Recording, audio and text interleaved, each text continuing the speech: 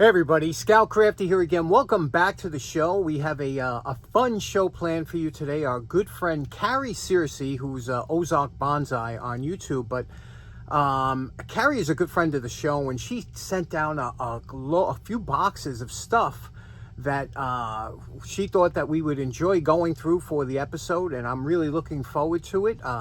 As you know, Carrie sent down a couple things before. We've done projects from the things she sent down. Also, she has a lot of animals. She has a ranch in the Ozark Mountains where she has 6 miniature horses and 2 giant schnauzers, and she has a Labrador and 4 cats. So she's a big animal lover, but she sent down these things thinking that we would enjoy going through them, and I think we're going to have a great time. So let's get started right away and see what Carrie sent down. Okay, now the first thing that Carrie sent over was this fantastic entire collection or full set of the Practical Handyman's Encyclopedia this is from 1965 to 1968. I think they start around 63, and it's incredible. It's the full set. It goes volumes 1 through 22. And I heard she had to get some actual editions separately. I didn't think she had the whole set to begin with, which I really appreciate. But and usually the last Encyclopedia 22 also has the index of things that are in here. So let me show you. Let me give you a quick blow through of what kind of stuff is in these fantastic encyclopedias. Now, this encyclopedia was put out by Greystone Press, and this is volume 1. You can see all of your volumes have this nice motif of different handyman tools in the front, but we're going to go from the back forward, and I'm just going to flip through so you can see some of the illustrations and whatnot that they have here.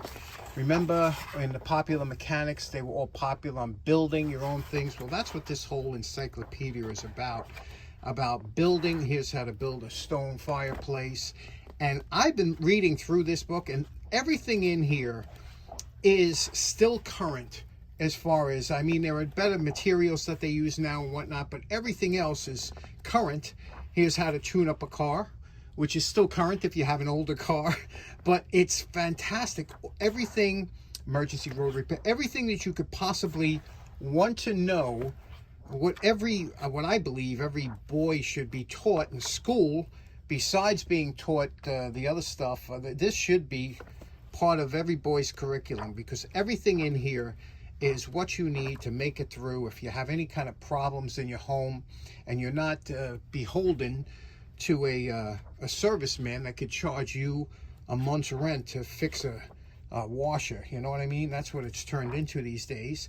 And everything that you can imagine. Well, back in the day when antennas, and there's so many. Now, what's great about this is every volume has a variety. So it's not just one thing. There's all kinds of things in each volume. So here we go. This was just an example of one volume. They even had how to fix and repair electrical things like toasters here. Toasters and appliances in your house, how to repair them, how to troubleshoot them, all in easy language to understand, layman terms.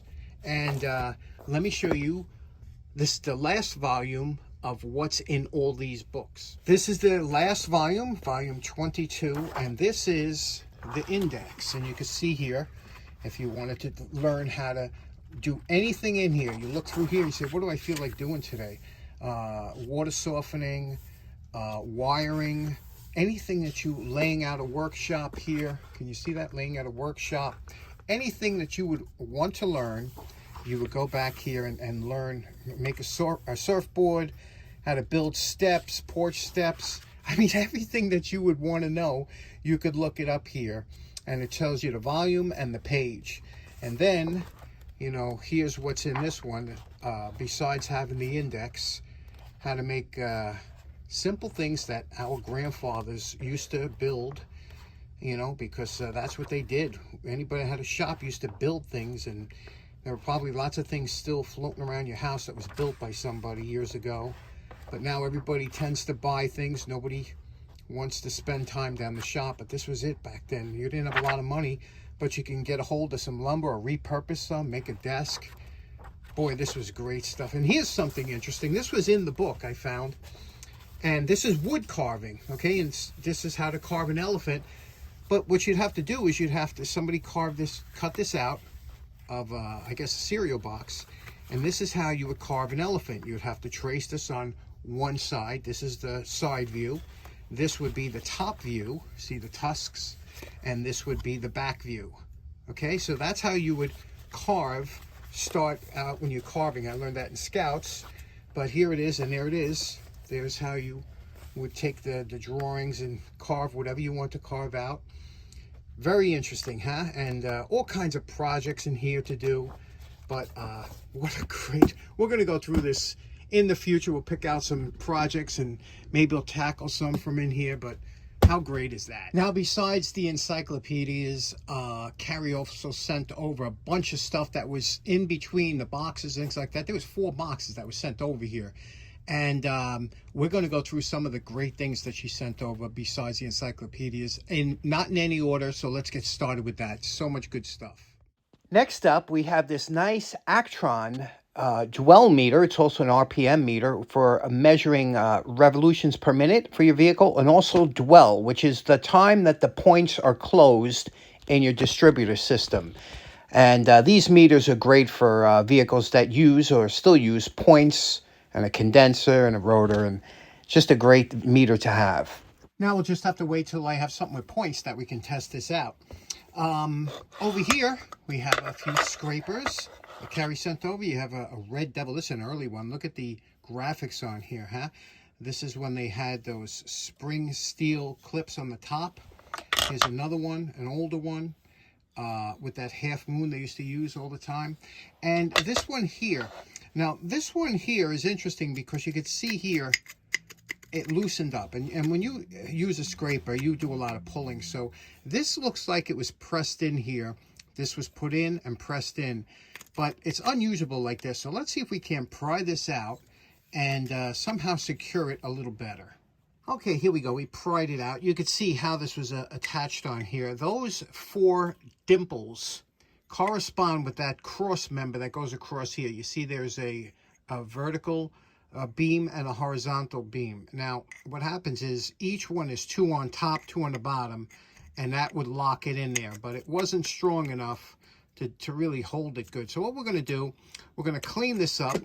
We'll put some JB Weld and reattach it, and then re-dimple this down to secure it a little better. But first, let's clean this up a little bit. Okay, we cleaned everything up here. We got rid of all the rust down here. Now we wiped it down with alcohol to make sure that we're going to prep it, because we're taking some JB Weld, a 2-part epoxy, and we're going to put it inside. We also cleaned, wire brushed the inside of this tube out that was rusty.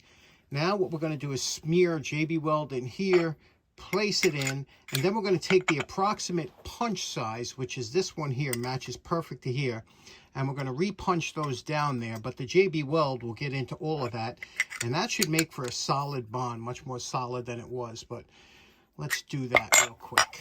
Okay, we re-peened those into a little bit deeper. It's solid, it's tight. The glue isn't dry yet, but it's super tight, so by the time that glue dries, this ain't going anywhere. So there we go. That one's in the can. Okay, next up, anybody know what these are? Some of you old timers have used them. Some people never seen them before and said, what the heck is this? Got some kind of point on the bottom. Let me show you what it is. Let's clean this one up here, and I'll show you what they are. Okay, I couldn't help myself. I cleaned up all 3. What these are oil can spouts. Now, oil also came in after bottles. When the early 20s, oil came in bottles. But then in the 30s, they started coming in tin cans. Then they came in paper cans. But all of them used, the can style, used this spout here to pour the oil. What you would do is you would take the can, hold the spout, put it into the side of the can, and this would allow you to pour it out without spilling the oil. These were used in every gas station all over the place. Amateurs used to just poke a hole in one side of the can and the other and dump it in that way. But if you were at a service station or something like that, everybody had one of these oil can spout. Do you remember these? Next up, Carrie sent a couple of these fantastic bulbs. These are such great bulbs because, first of all, I love light bulbs. I've been collecting them for a long time, all different types. And if you remember the old ones, The old-fashioned light bulbs here use a lot of electricity, only came in one color, which is Kelvin. They rate the bulb colors as Kelvin, and this was 2700 Kelvin, which I liked. It was a pleasing warm light, but some people wanted something that's a little more brighter or something like that. So LEDs, when they came out, they first came out with a very horrific looking bulb that nobody wanted, but then they learned to have different colors to please different people. This here was a perfect choice for somebody who didn't know exactly what they wanted or what room they're going to put it in or lampshade or whatever. And this was called the color choice. You can see it says IntelliBulb. And what's so interesting about this bulb is you can see here on the bulb itself, it has a switch. And if you look here, you see SW, CW, or DL, and then it says switch. Soft white, which was the first one, that was kind of like very similar to this one, like about, you know, a warmer color. Then it was cool white, a little bit more blue, and then it was daylight, which was kind of very bluish. And then it was a switch, and the switch is what's interesting because if you put it on switch, you can control the color of the light from a switch. Like if this was in the middle of your room, by switching it on and off so many times, it'll change the color. I'll show you how that works. Very interesting. So let's plug this in and see how great this bulb is. Okay, it might be a little bit difficult to see, but gee, this is called a cool, soft white rather. This is all the way to the left, and what this is very close to a incandescent bulb. It's a very pleasing yellowish light. Now let's go to the cool white, the next one over, and you can see it changed a little bit more bluish tint. Okay, some people like that. It depends. You might put it in a different lampshade. It works different in different lampshades. Next one over, daylight. And you can see that's a very bluish light. Can you see that? So there are your three colors. There's daylight, there's cool, and there's warm. Okay, you see the three differences? Now, what's interesting about that last one, it says switch. So when you put it on switch here, when I go in, every time I turn this off and on, it changes color. Okay, so it's warm, there it's cool, there it's daylight. There it's warm, cool, daylight. So by manipulating the switch, you can have whatever color pleases you without going to the bulb by putting it in switch position. How great is that bulb, huh? What a great thing. Another bulb Carrie sent was this one here. This is a vintage style bulb, and it's LED, but it's meant to look vintage style. You see when they were hand blown back in the day, and it's got that teardrop design. And you can see here, it only uses 5 watts, but it's at 2700K, which is a warm, pleasing light. And let me show you when I turn this on here. Screw it in. You could see the filaments of the bulb. This is great for different kind of old lamps and whatnot. And it's just very pleasing to the eye. It's just a wonderful bulb to look at. And it's showing up a little brighter here, but it is a very warm, pleasing light. Isn't that nice? Also with the bulbs, Carrie sent an array or an assortment of all kinds of great vintage electrical things, not just plugs and plug-ins, things like that. These here were super popular. Back when my house was built, there was some rooms didn't have outlets, believe it or not. And, you know, back in 1910, electricity was fairly new. A lot of times they just had a socket hanging from the middle of the room, from the ceiling. So if you wanted to plug something in, you had to have an adapter. And this is a plug adapter that they would put into a socket so that you can use a plug from a socket. That was really, and again, the same thing. If you had a plug and you wanted to put a light bulb in, you would plug this into your light bulb like we were using before. And these all clean up real nice, and I'll show you in a minute. Then we have some porcelain sockets, which I use all the time. They're fantastic because they're high heat rated. All kinds of great electrical, including, look at these glass fuses, right? Look at the box they came in. This was Eagle. They were right here, not far from me in Queens, the Eagle electric company, and Long Island City. Look at that. And you see here, Eagle. I love the boxing on here, right? And you say, well, what kind of maniac? Who uses glass fuses today? Well, take a look over here. This maniac here, you see that little fuse panel right there? Check it out. This little sub panel here is what powers my shop. So when I leave, I don't have to worry if I left anything on. I just throw that switch and you can see glass fuses. I have a 15 and a 20. And I have two different lines, one for lights and one for all the machines I use. What do you think of that? I was telling you how nice these do clean up, even though this looks like it's usually like a dried, these things where we call it garage grunge. When you leave something out in a place that's not climate controlled, a lot of times they just get kind of funky like this, but it does wipe right off, especially if you're using a tub of towels or something here. You see how nicely the Bakelite cleans up? Look at that. And yeah, when you go to the garage sales and stuff and you see the Bakelite and stuff, a lot of people still use these, but just wipe them down with this, get them nice and clean, and as long as they're not cracked or anything, these are good to go. They're meant to last for many years. See how nice that comes out? And same thing here. Look at this one. Look at that. You'd say somebody would just throw that right out, right? But these two also clean up really nicely. Just clean them up with a little elbow grease. And here we go. You see how nice that cleans up. You see that? Look at that. That looks beautiful. And this will work like any other one. Cleaned up a couple of other things here. Look at this one here. This is interesting. You know what this is? This is a photoelectric adapter. So, and that's little, you can use this as a switch, or you can, if it turns on too early or too late, you can adjust how much light gets into there. Let's test this out, see if it works. Okay, we have the adapter plugged in here, and you can see the light is on right now. I have that window closed. Now, as the sun comes up or the light hits this little window, you can see it turns it off. So during the light of the room, it's so bright in here, it acts as sunlight, so it would turn it off, and then at night, when it gets dark, it turns it on. So you can actually have any bulb become a smart bulb, a daylight bulb, or nighttime, just by having one of these adapters. Next up, we have something that some of you old timers might remember. This is a track cleaning fluid, but it was American Flyer. Now, the big trains years ago were Lionel, but they were quite expensive, and American Flyer had a slightly smaller train known as the S scale. Lionel was O gauge, and you could see here, this was a fluid that was meant to keep your tracks clean because the electricity would get up through the tracks into your train.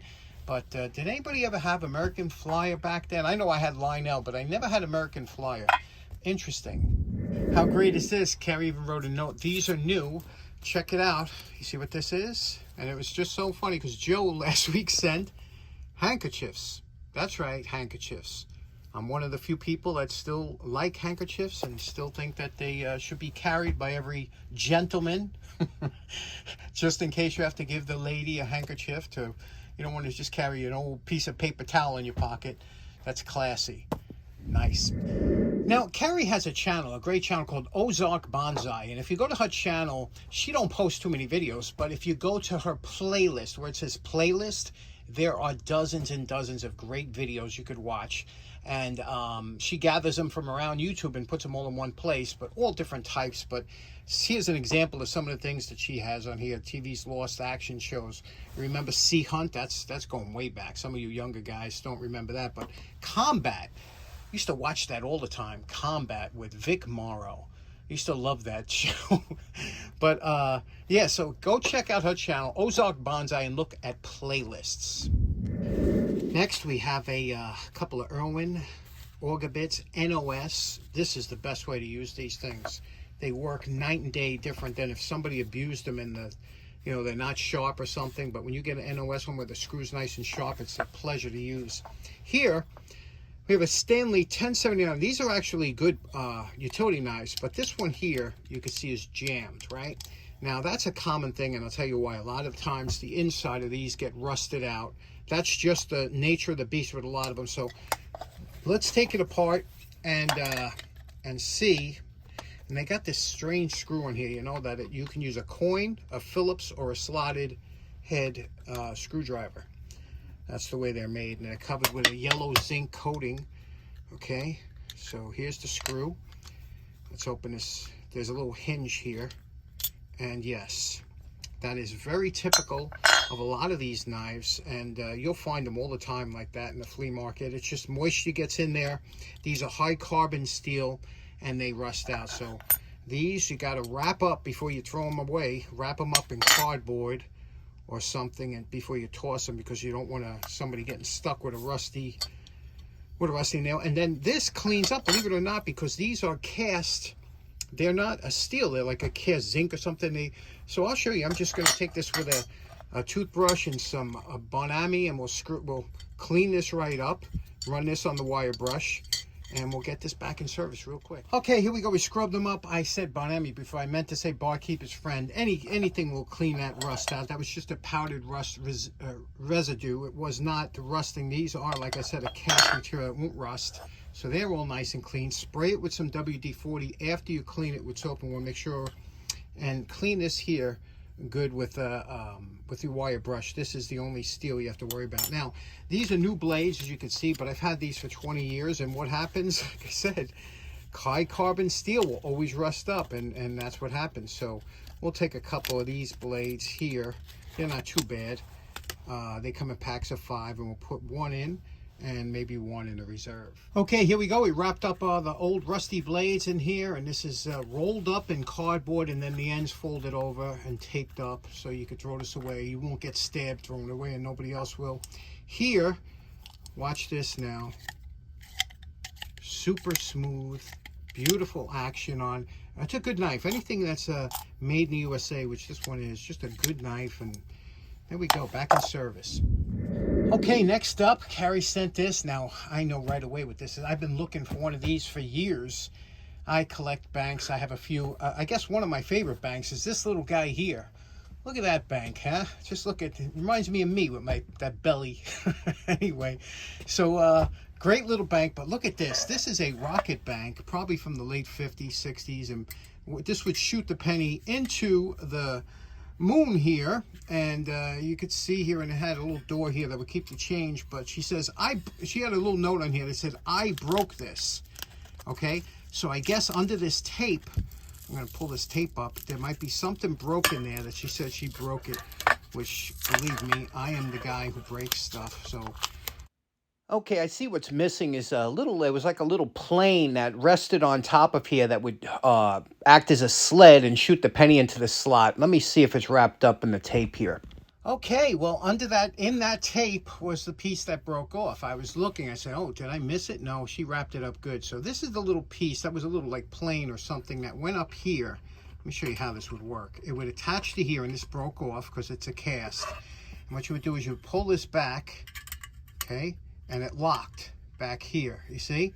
And then you would put your coin over here, your penny, your nickel, whatever, and then when you press this button, it would shoot the coin into the slot. That's how the bank worked.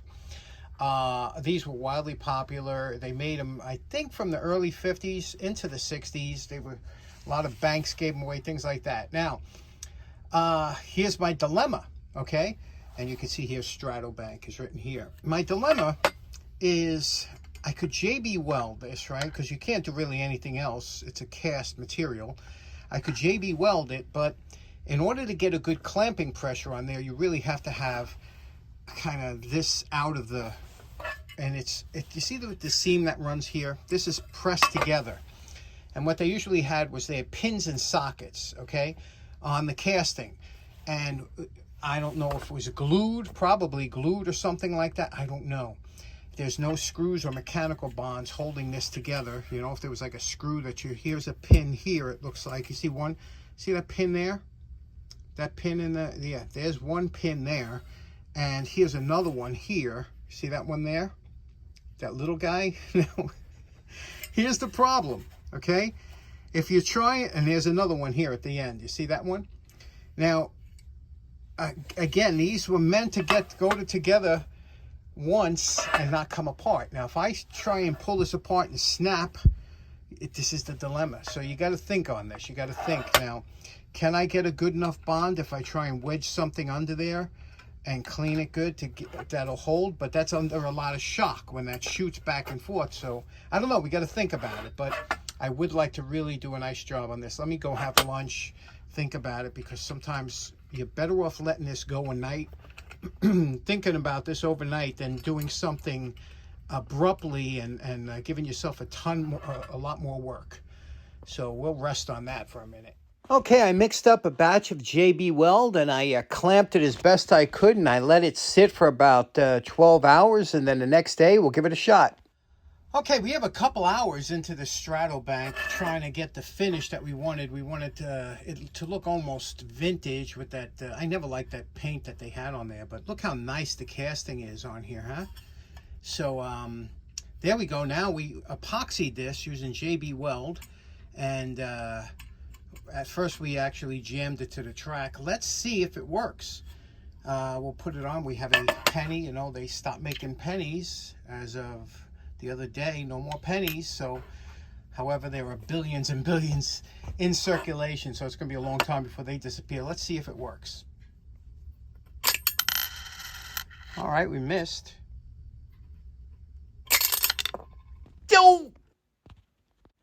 Now, right from the beginning, I actually had some doubts that that might work because there wasn't enough surface area for the JB Weld to really hold tightly. What I needed was a mechanical bond, like a pin or a screw. So what I did is I drilled a micro hole and I epoxied in a steel pin, and then I drilled a hole into the sled inside the rocket and epoxied that. So let's give that a shot.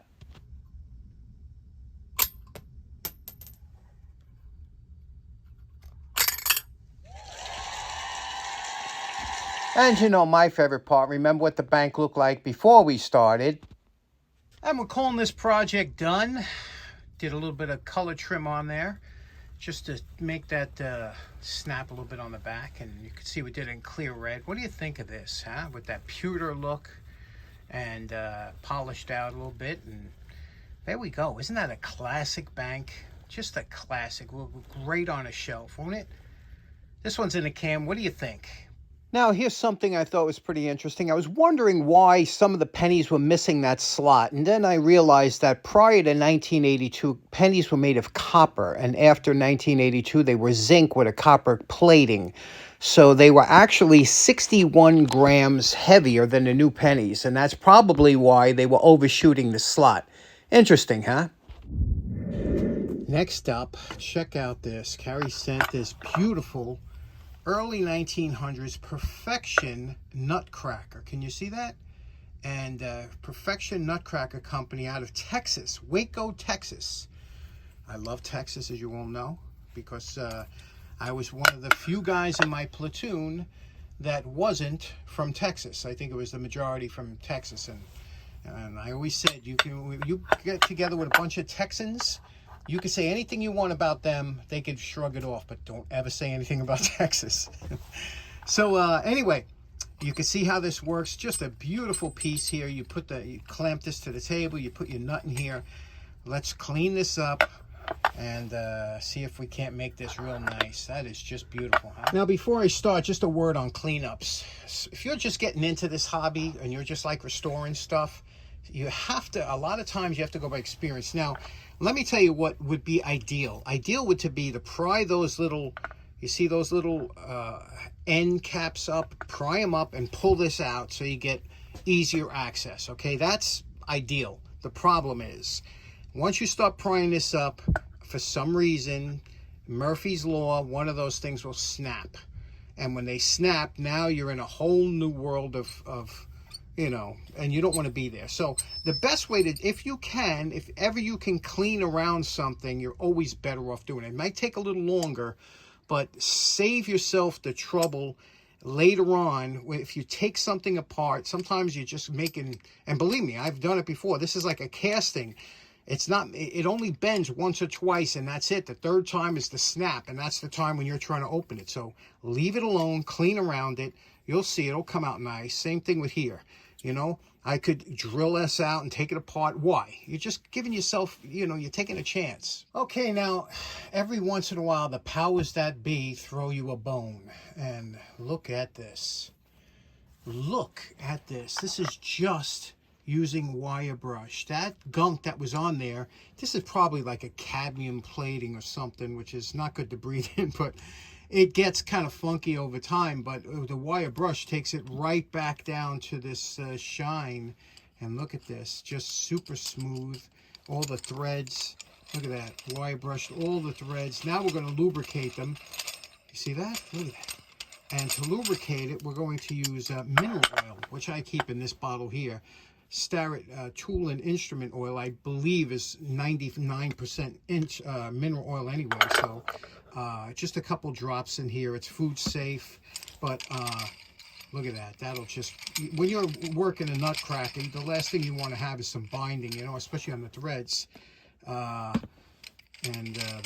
oil here, and a little bit here in this ball socket here, and a little bit on the railing and on this threads. What do you think of that? Unbelievable. How nice does that look, huh? That came out just absolutely spectacular, didn't it? Just with the wire brush. Boy, you could have just a blast on the shop just using one tool, a wire brush, and that's it. What do you think? Now, there was also a bunch of other stuff that we just couldn't get through this episode because we're already running a little bit late, but we'll be getting to it probably next week. So look forward to that. Okay, so in closing, that was a lot of fun, today's episode. I wanted to apologize about the Band-Aid on my thumb. I know it's very distracting. You know, when somebody wears a Band-Aid and you're watching a video, you're like, what the heck is going on under that Band-Aid? What happened? I happened to run my thumb into the wire brush when I was cleaning off the oil spouts early on in the video, and I thought you'd rather see the Band-Aid than that oozing abrasion of my thumb. So I apologize for that. But special thanks to Carrie for sending all that great stuff over. Really appreciate it. And I hope you all enjoyed as much as I did. We will see you again next week. Take care now. Bye-bye.